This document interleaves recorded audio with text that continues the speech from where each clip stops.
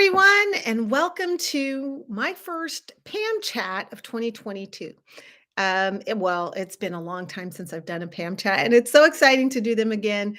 So let me just start by thanking everybody, and if you're watching live, great. If you see this later, great. But this is my first time doing a Pam Chat in a very long time. For those of you who have watched my Pam Chats before, you know that they're just um, informal way of talking about what's going on in our country, in our state, in our politics, in our society, and just my sort of take on it. Why do I think things are going the way they are? And what can we do? And what should we be focusing on and listening to and paying attention to? And that is the purpose of the Pam Chat. So I'm super excited to have you, and I'm super excited to do this because it's been so long. I've been very, very blessed to have a cadre of folks who follow me on social media, listen to what I say. Sometimes they agree, not always, which is totally fine, but who have supported me and who have shared my content. And so I'm greatly, greatly appreciative. So if this is your first time watching a Pam Chat, please consider subscribing to the channel. Please consider sharing this content with your friends, family, crew, cohort, network, or posse so that they get to help expand the reach of this particular channel. So let's get right into it. First things first, some of you may be wondering what the Sam Hill has Pam Keith been up to since she ran for U.S. Congress. For those of you who haven't paid all that much attention to what I do on my day gig, I am an attorney. And yes, I live in Florida, but my law practice is in Washington, D.C. I am an employment attorney. Now, back in the day, before I ran for office, I represented management and was labor relations counsel. But nowadays, I represent employees. I think my politics has kind of changed my opinion on some things, but I represent employees, and more specifically, I bring my employment law expertise to addressing civil rights issues in the workplace. Gender discrimination, race discrimination, retaliation, and especially I also have a very strong practice in representing whistleblowers who call out misconduct. And what's interesting about that is that there has always been this huge market of people out there who are what I call sort of your middle class workers, who are always caught in this bind because they can't afford the high legal fees, $20,000 retainers, mortgaging the house to get legal representation if they are being bullied, harassed, retaliated against, and discriminated against. Especially if they lose their employment, then they really can't afford that kind of legal fees. On the other hand, they make too much money or maybe have too much assets to qualify for legal aid. So they get stuck in this limbo where they need legal help, but they can't afford the legal structure that's been out there for so very long.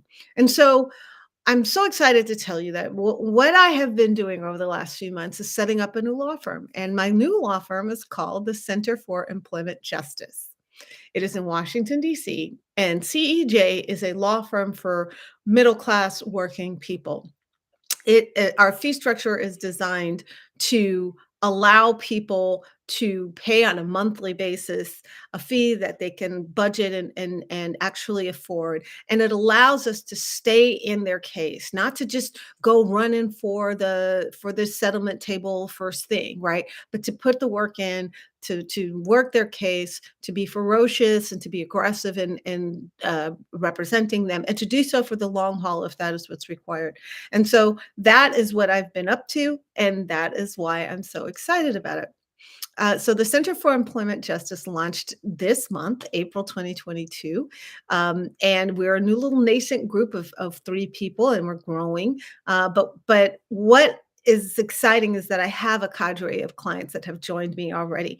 And a lot of my clients are, interestingly enough, police officers and municipal workers, people who work for the government, people who work as teachers and as regular folk who run into the same problems over and over again, which is a workplace that does not value them as human beings and does not value their contribution and treats them like they're second-class citizens, be they women who are whistleblowing, or be they African American, or be they LGBTQ, or be they straight white guys who see misconduct, call it out, and then all of a sudden they're on the outside looking in. So that is what I have been up to. And it's a scary proposition to start your own firm, but it feels very, very good to be my own boss. So, if you are interested or looking for legal counsel or have questions about employment law, hit me up at centerforemploymentjustice.com. That's centerforemploymentjustice.com. Okay, so moving on to the topics of the day.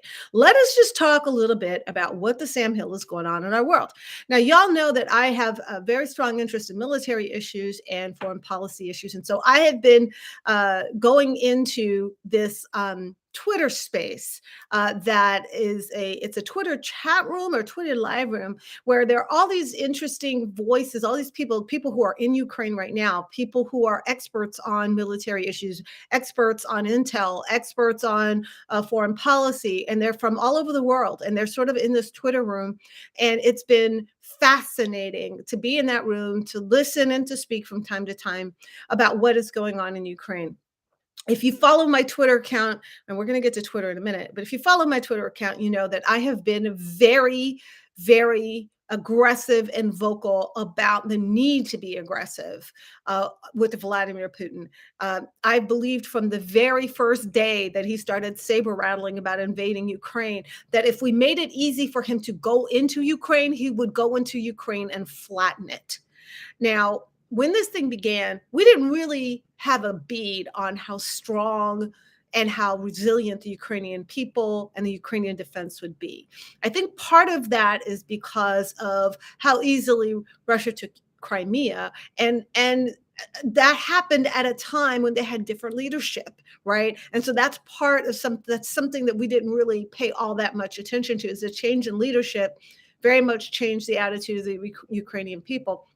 But also, the global community was not interested in a fight with Russia. And I think that lulled Vladimir Putin into believing that because we didn't care about Crimea, we didn't care about Ukraine at all. I think that's kind of where he was. And I think he got that impression from Secretary of State Pompeo, who said exactly that. Oh, Americans don't care about Ukraine.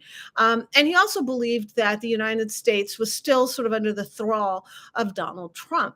And so this, all of the right wing talking points saying that Joe Biden is weak and that NATO is weak and it's crumbling and so on, all of those talking points were talking points from an attitude perspective, not necessarily from a substantive perspective.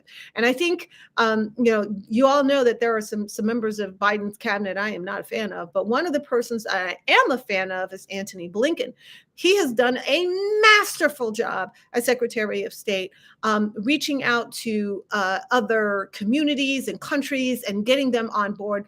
The leadership of the United States is sort of the lodestone of NATO, has not only been reasserted, but reasserted extremely quickly, extremely effectively, and in a way that has been inclusive and not alienating of other countries and other leadership.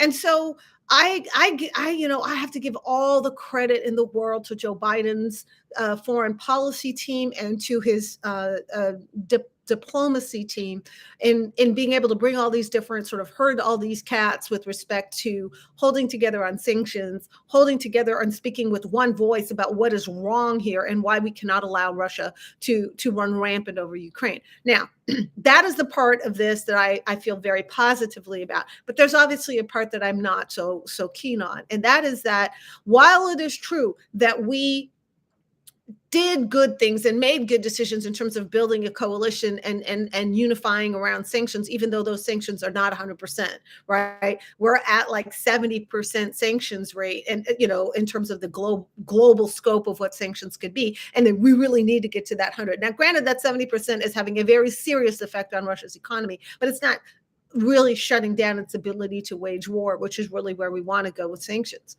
But the problem is that while we have been doing this sanctions and while we have been doing this diplomacy, Russia's been flattening Ukraine, right? And we have been watching Russia engage in some of the most gobsmacking, heartbreaking,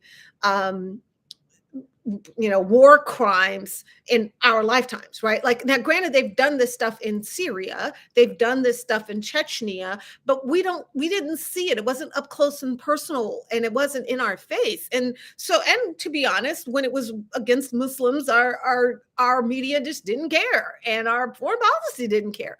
And it was also, I also want to make an important point here, which is that Russia, with respect to Chechnya, it's different because Chechnya is a part of the Russian Federation, and it's a part of Russia. Now, they wanted to separate, but it's still within the territorial borders of Russia.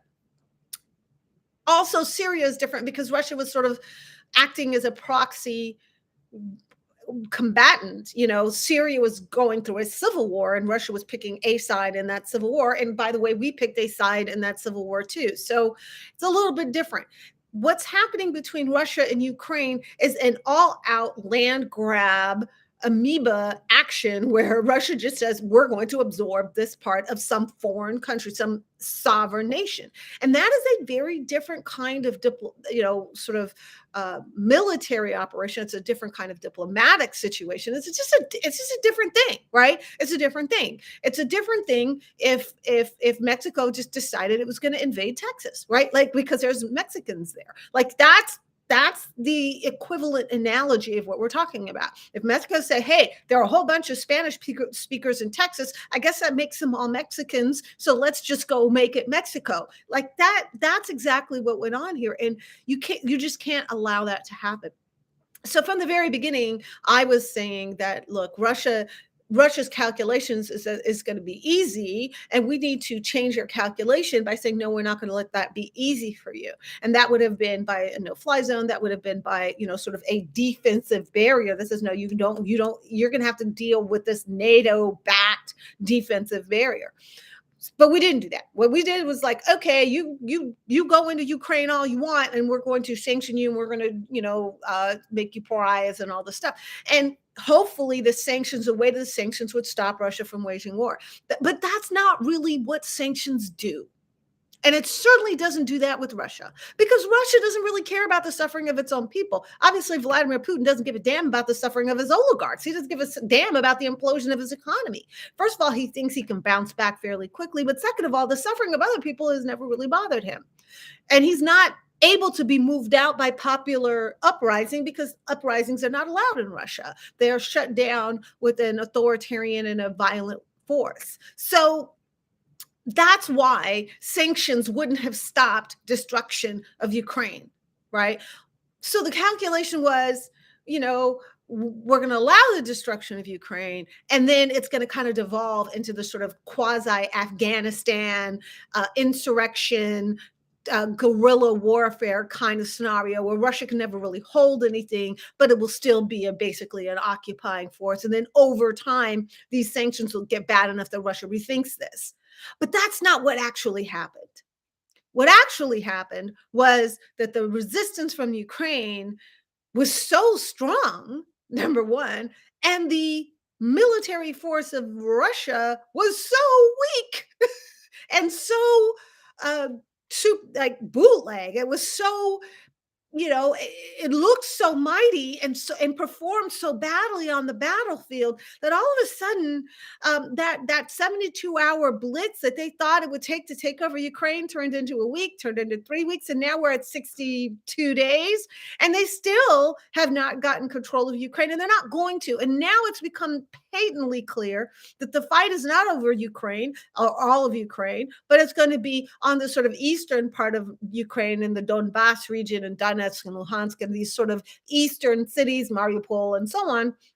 And that Russia is going to try to hold on to just that bordering area with their own territory. But they're not going to be able to hold that. I mean, that's the other thing that's happening right now, is that we're seeing that when Ukraine is given resources, it's able to repel the Russians. They're there for a while, and then they get pushed back. And so now the international community is saying, okay, well, it looks like if we give you this kind of weapon, look how many tanks you can take out. Oh, wow, that's great. You took out all these Russian tanks. Well, if we give you this weapon, you can take out more, right? But the thing is, in retrospect, we can see that had we given the Ukrainians that kind of stuff from the very beginning, they would have been able to take out the Russians, and they would have been able to save so much of their territory from the obliteration that it has endured. Right. So I understand that there's a military calculation, there's a diplomatic calculation, there's an economic calculation. But the thing that should have been the biggest calculation was the moral calculation. That should have been the singular, most important driving force. And this idea that you could just let that many Ukrainians die until they prove themselves worthy of being defended, yeah, I don't love that. That's not my that's not my ministry. That I'm just not feeling that. And so from that perspective, I think it was a bad decision early on to say we're not going to supply this and we're not going to supply that and we're not going to give them this and let them fight with this. Now, I'll admit that there's probably some things we gave the Ukrainians, including intelligence, that is not in the public sphere that has helped Ukraine be successful. I will admit that there's been all kinds of stuff flowing back and forth. I mean, the ability of the Ukrainian leadership to wrangle and manage and execute battle plans on the battlefield with not only a new force, but a force of foreign fighters who don't necessarily even speak Ukrainian, with civilians and around civilians. It is remarkable what has been done on the battlefield by Ukrainians. That is remarkable. And a lot of that is the esprit de corps that is generated by Zelensky, who is, by all accounts, by any measure, an extraordinary leader. His ability to rally the world around his cause, to keep his own people positive and interested and hopeful when things are very dire and fearless, and his ability to bring out sort of the better angels across the world. I mean, and he's a master communicator. He is inspiring. He's inspired people within his country. He's inspired people outside of his country, and he's certainly laid the lie to Vladimir Putin being any kind of true leader. Putin's not a leader. Putin's a dictator. It's not the same thing. So that is where we are. Does that mean we're near the end of this thing? No. I think it's important to understand that there's still a whole lot of fighting still to be done. But the difference is that now the entire global NATO community believes that Ukraine could actually win this on the battlefield, so that the need to compromise and give in to Russian demands is now kind of not a thing, right? We think we can beat you. And if we honestly think we can beat him, then we don't have to compromise with him. That leaves Putin with one option, which is the saber rattling with his nuclear weapons. And it's like, yeah, okay, do or don't. He said, well, if you do this, I'll go nuke. And if you do that, I'll do a nuke. And if you cross this line, you die. It's like, dude, do it or don't. We're going to continue to beat you on the battlefield because we can't stop him from doing whatever he wants to do with his nuclear weapons. I think a lot of experts are beginning to doubt just how modernized and reliable his nuclear arsenal actually is, right? Because everything else about the Russian military is bootleg, right? Like it's all bad equipment, old, cannibalized pieces, parts, and so on. I mean, it's been a nightmare of logistics for them. So there's a lot of experts that are like, now nobody's going to underestimate the fact that he still has nuclear warheads and they can still do a great deal of damage. But I think the world has just come to the conclusion that they're just not going to let Vladimir Putin dictate how this world is going to run. And if the only way he can be, the only way he knows how to be, is to be a menace to his neighbors, then we're just going to defeat him, right? It's just going to be defeat. So that's kind of where we are on Ukraine, and I've spoken my piece about that, but that's kind of the state of play. The next thing I want to talk about is sort of the purchase of Twitter by Elon Musk. Y'all who follow me know I am infuriated about this. And it's not just a question of free market economy, right? It's about the fact that Musk is cannot be trusted to do anything out of a benevolent sense. And what he wants to do is turn Twitter into his personal tool to convince the world to give him his way, to elevate and voices and phony accounts and bots and trolls that tell everybody give Elon his way and silence everybody who disagrees with that. And I know the right is all excited because he also supports racists and bigots and trolls, but at the end of the day, turning what is the most influential platform for political discourse into Elon Musk's, personal tool to get his way is insane. It's absolute folly. I think the board members that agreed to the sale did a tremendous disservice to their shareholders. I think the shareholders of Tesla now have a very serious problem because he leveraged the stock of Tesla to get the loan to buy Twitter, and all of a sudden that the stock of Tesla is imploding, and hopefully it stays that way. I think it's fascinating that most of Tesla's customers are, in fact, sort of educated, left leaning or center left consumers who perhaps do not like Elon Musk himself. And certainly poking the bear and making them consider other vehicles other than Teslas because they don't like him is not a great business strategy for Tesla. And so I think that there's a lot of risk there for Tesla, but more importantly, I think there's a great deal of risk for global democracy if Musk is allowed to take over Twitter. The sale has not been consummated. It's not going to be completed for several months, and both the Federal Communications Commission and the Securities and Exchange Commission have a chance to weigh in on whether they're going to approve that sale. And so we need to be marshaling ourselves and asking our government to disapprove that sale. It has been proven over and over again now that allowing private ownership, singular ownership of huge media platforms is really bad. Fox News is really bad, right? And allowing that kind of control over the dissemination of information. It's not about so much content, but its reach, right? That is very detrimental to democracies generally. It's obviously that one of the key components to stopping democracy from even occurring in Russia, right? So we should be learning from that and not repeating that mistake. It makes as little sense to allow Elon Musk to control Twitter as it would to allow Vladimir Putin to control Twitter, right? It makes that little sense. It is on par because Musk is as much a self-centered egomaniac as Putin is. So that is why I have been railing against it. I am going to keep my Twitter account until such time as that sale is consummated. But if it does go through, I'm out and I will go on to something else. Is it painful for me? Absolutely, because this is a community that I've been building for so long. I have 143,000 Twitter followers. Obviously, it means a lot to me, but I'm willing to walk away from that rather than to participate and to enrich Elon Musk in his effort to destroy that platform, which is exactly what he's going to do. This idea that he's there for free speech is total nonsense. Total nonsense. He's there to make the platform work for him and his self-centered, egotistical desires.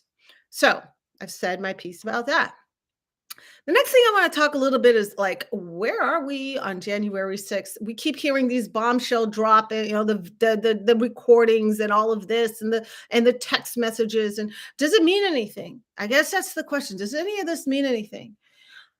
I think the answer to that is not really. I mean, there's no indication whatsoever that the Biden administration is going to do anything about the fact that a full-on, well-orchestrated, multifaceted um, coup was planned and executed and just barely failed. If you haven't been following this, the key component here, let's just start with this concept of alternate electors, right? Let's start with that because I think that gets you to an understanding how many different entities had to be involved in this. When Donald Trump didn't win, And they and concocted this plan to get alternate electors. Their theory was that the slate of electors that was sent by the states that he lost could be supplanted by a slate of electors from that very state that would vote their electoral votes as if he had won. And so the theory is, well, if it's up to Congress to decide which slate of electors they are going to select, right? Which slate of electors they're going to accept as having voted the electoral votes of that state. And so, in order to put Donald Trump back in the presidency, they said, oh, we're going to have this alternate slate of electors. And then the next step above that was to say, well, in order for that to happen, you have to have a disruption of the electoral count. You have to stop the electoral count that has with the regular electoral ballots, and you have to substitute that, right? You have to have some substitute process. So you had to stop the count of the ballots that they already had, which is what the violence was all about. See, what I think is that the people who were willing to stop the count in Congress, the members of Congress, weren't aware that the plan on the other side was to use violence to stop it. They thought that just the protest and then their actions and machinations within the chamber would get the stop, would slow down the count and stop the count. And then they could bring in these alternate electors with their alternate ballots. I'm not sure that they planned or anticipated the kind of violence that would permeate the building, but some of them did. And I think that's what you're starting to see happen right now, is the clash between the members of Congress who knew that the violence was coming and the members of Congress who did not. Now, they're all involved in the coup and they're all equally responsible for the coup, but I think some got shocked. And it is that shock element that is being played out in the media today, right now. But in order for this plan to have worked, right, somebody had to preside over the Senate. And at the time, the Senate was in control of the GOP. So the president of the Senate was the vice president of the United States. But Trump couldn't count on Pence because Pence was already waffling about all of this. He was not comfortable with this. He got advice from some other Bush era lawyer and said, no, you can't do this, et cetera, et cetera. Eastman was telling the GOP, oh, absolutely, this can work. And so they needed another person to preside over the Senate in order to pull this off. And that is why Chuck Grassley came into this, right? He came into this because he was willing to do whatever Trump wanted him to do, and Pence was not. That's why it matters that Pence was actually on scene in the Capitol at the time. Had he gotten in the car with the Secret Service and been whisked away, which you saw in the news, oh, that was a big deal. He didn't get in the car. It's a big deal. Well, why is that a big deal? Well, some people are speculating that the Secret Service was planning to assassinate him. It's possible, or hijack or kidnap him, also possible. But I think more likely they were just going to take him off scene, and he would not have been at the Capitol and he would not have been presiding. That's what makes it important. But more importantly, I think Pence played a second role. Not only did he preside and stop that, right, and actually count the ballots that were there instead of stopping the count, which is what Hawley and Cruz and Tuberville and all of them were trying to do. But I think more importantly, I think he clued Nancy Pelosi in to have the count take place that night. Now, you understand that the violence in the Capitol has never happened in American history. Her caucus was freaked out. People like Alexandria Ocasio-Cortez were being hunted, right? So they were freaked out. And the natural instinct in a circumstance like that is to get the hell out of there. And Pelosi, for some reason, decided to call everybody back and say, no, we're going to complete the vote count tonight. Now, had they waited until the next day, that would have given time for those alternate electors to show up and present their ballots as the real ballots. Grassley would have accepted the phony ballots, and then they would have taken it to the Supreme Court. And the Supreme Court would say, hey, don't know which slate of electors is the right one. We need to have a brief about this. We need oral argument. We need to think about this. And that would have bought the GOP time to invalidate Biden's win. It would have stopped the inauguration. It would have stopped the count. It would have put into question who is the president. And they would not have even started this plan if they weren't certain that the Supreme Court would have given them the time that they needed. And how would they know that? The interaction between Eastman and Clarence Thomas. That is how they know that their plan had all the pieces in place to work, right? And that's why the communication between Eastman and Clarence Thomas and Ginny Thomas is so important and why we need to see it, right? And I personally suspect that it wasn't just Clarence Thomas. I suspect that he did get the agreement of that conservative cabal, right, of Kavanaugh and Coney Barrett and all of them. I suspect that he got their agreement that, yeah, absolutely, we will put this presidential transition of power on hold because these alternate electors showed up and we don't know which one is real, right? I suspect that they were agreeing to do that. So, to put a sort of summary on this entire plan was justified by this lie that there was mass voter fraud, right? And it included state parties, it included the administration, it included members of Congress, members of the Senate, members of the Secret Service, members of the Pentagon, it included the members of the police, it included people all through the cabinet. I mean, the number of people who were in on this. And the thing is, they're not denying that they knew that this coup plan was underway. They got 147 members of the Congress to vote against the certification of the election. All of them were playing a part in this coup. Now, maybe not all of them knew the entire plan, but all of them knew what the plan was trying to do. And all of them were on board with that plan succeeding. I don't care what Kevin McCarthy said the next day or the day after or whatever. All of them were okay with the idea of taking this election and handing it to Donald Trump to stop Joe Biden from being president and to squash the will of 81 million Americans. They were willing to do that. And that, quite frankly, is still shocking. And what's even more shocking is that our Attorney General doesn't seem to care.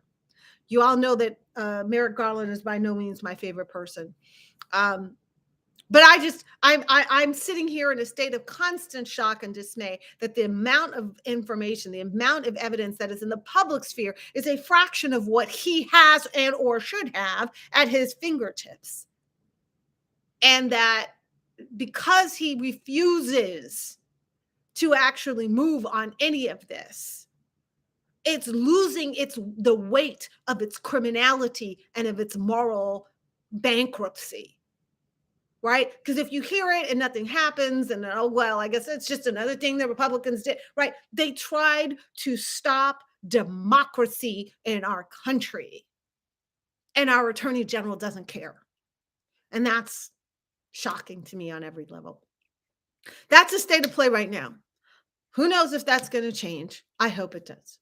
The only thing that's giving me hope right now is that I saw today that Joe Biden's potentially thinking about, doing something serious and significant on student debt. I am praying that he does.